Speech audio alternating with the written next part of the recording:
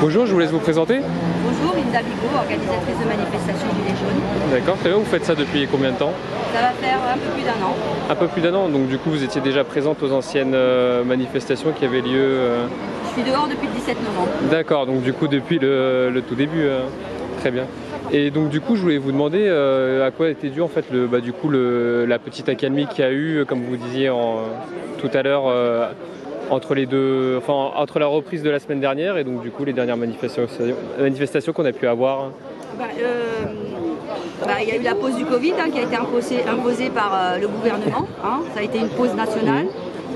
Forcément, c'est ce qui nous a mis en pause. On n'a jamais arrêté parce que même pendant le confinement, les gens étaient actifs, échangeaient, débattaient, s'organisaient, etc.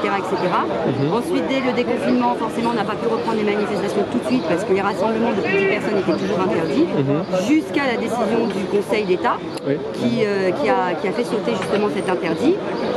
Et donc là, on nous a demandé, moi personnellement, je ne devais pas redéclarer avant septembre, mais c'est une demande massive des Gilets jaunes de relancer véritablement les manifestations sur Paris, parce qu'il était hors de question de l'arrêter, de sortir du paysage, tout simplement parce qu'on n'a rien obtenu et qu'on a aussi énormément de personnes qui sont blessées, mutilées et beaucoup de personnes incarcérées. Toutes ces personnes qui sont tombées pour le droit de revendiquer une meilleure vie, plus de justice sociale, fiscale, économique et demander la stop de la casse de notre économie et de nos acquis sociaux. Donc forcément, au vu de toute cette forte demande, on a rempilé, ça fait 15 jours. Là c'est la 3e semaine. D'accord, ok, très bien. Et donc du coup, la semaine dernière, vous étiez à Bercy, donc j'imagine qu'il y avait peut-être un rapport aussi avec le ministère des Finances qui était à côté. Tout à fait, le ministère de l'économie, donc forcément, parce que toutes les décisions et toutes les revendications tournent autour du fric. Et le gouvernement gère la société française à partir du fric. D'accord. Voilà. Et c'est le fric et le manque de fric qui fait sortir toutes les corporations dehors, et ainsi que les citoyens, pour un meilleur vivre, pour leur reconnaissance au travail, d'augmentation de salaire, etc. Les réformes de retraite, etc. Donc forcément, c'est le nerf de la guerre, comme on dirait. Donc oui, c'était symboliquement une reprise dans ce sens pour rappeler que l'argent, c'est bien beau de nous l'extirper, nous détrousser, mais à un moment, il faut savoir le faire tourner au niveau national. Voilà. Et c'est pas uniquement enrichir les multinationales ou enrichir les richissimes familles et puis laisser le reste du peuple batailler avec ses centimes et continuer à raquer et voir le désastre qui est en train de se mettre en place, parce que la crise économique et sociale qui est en train de se mettre en place est due quand même aux mauvaises décisions de ce gouvernement. C'est à se demander si c'est pas fait exprès, s'il y a un but derrière. Moi, je pense très certainement que oui, c'est un but, sous couvert aussi du Covid-19, pour justement instaurer l'universalité dans tous les domaines. D'accord, je comprends. Je pense que c'est le projet de ce gouvernement Macron. D'accord. Et par rapport du coup à l'actualité quand même assez récente, il me semble que c'était hier, on a eu un changement de Premier ministre. Est-ce que vous pensez que ça va changer quelque chose ou pas du tout? Du tout.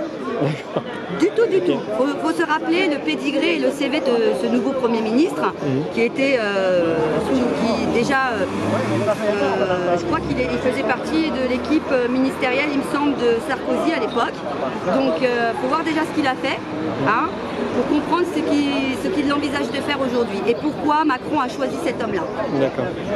Voilà, ça sera certainement pas pour être ouvert à la discussion par rapport à tous ces mouvements sociaux qui voient le jour depuis plus de 2 ans maintenant. D'accord. Et en parlant de différents mouvements sociaux, j'ai vu qu'il y avait différentes manifestations qui avaient lieu, qui se revendiquaient des Gilets jaunes. Et donc du coup, je voulais savoir si ça avait un rapport avec vous ou si c'est juste que pour l'instant, ça cherche encore peut-être à se... Écoutez, moi je ne peux pas répondre à la place de ceux qui ont organisé les 2 autres manifestations. Eux-mêmes sont à même de répondre à cette question. Je ne me permets pas de parler à la place des autres. Ils ont certainement leur propre motivation, avec un sujet bien précis pour pouvoir déclarer comme ils le font.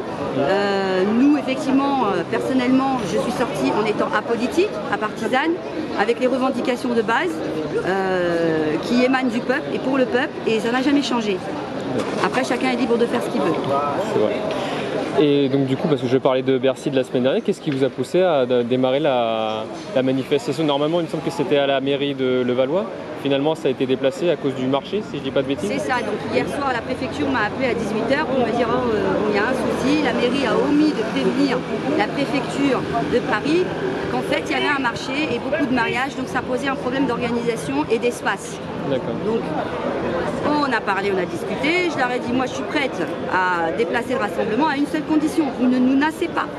Vous laissez les gilets jaunes circuler, parce que c'est pas tout le monde qui va avoir l'information, parce que l'information a tourné pour le rassemblement devant la mairie, qu'il était hors de question d'amender ou d'arrêter qui que ce soit qui se trouverait là-bas, se revendiquant du mouvement des gilets jaunes. Donc ils m'ont apporté leurs paroles et tout, donc ça a été acté. Et là, je leur ai proposé cette place-là, qui est à 200 mètres de la mairie. Et ils nous laissent effectivement libre circulation. D'accord. Et donc du coup, cette manifestation, comment est-ce qu'elle va se dérouler? Pour aujourd'hui, vous avez prévu de vous arrêter, il me semble, à la gare du Nord, si je ne dis pas de bêtises. Voilà, donc on va s'acheminer, on va traverser le 17e pour arriver à Place Trinité, Étienne d'Orve. On fera une petite pause et ensuite on termine à gare du Nord. Ok, très bien. Et est-ce que vous avez quelque chose à rajouter? J'ai juste envie de dire que le peuple doit se réveiller aujourd'hui. Car le système gouvernemental est utilisé par une caste politique, et je dis bien politique et pas qu'un seul parti politique, juste pour servir leurs propres intérêts. Et absolument pas là pour servir le peuple. Alors qu'à la base, ce gouvernement a été créé et régi pour être au service du peuple. Et rien n'est fait dans ce sens-là. Ça va faire des décennies qu'aujourd'hui, ce système gouvernemental ne travaille que pour eux-mêmes, que pour leurs propres amis capitalistes, et absolument pas en faveur de la population, de nos acquis, de nos institutions. Ils sont là à casser tous nos services publics les uns après les autres. Ça n'est pas normal. Nos aïeux se sont battus pour ses droits et ses libertés, se sont battus pour avoir une France forte, une France économiquement forte, avec une égalité des chances et de partage des richesses. Ceci n'existe plus depuis des décennies. Et plus on avance, et plus ça se détruit. Aujourd'hui, on a le sentiment que tout est fait pour casser la classe intermédiaire, dite classe moyenne. Prochainement, on va essuyer une grosse vague de licenciements et la classe moyenne va être fortement impactée.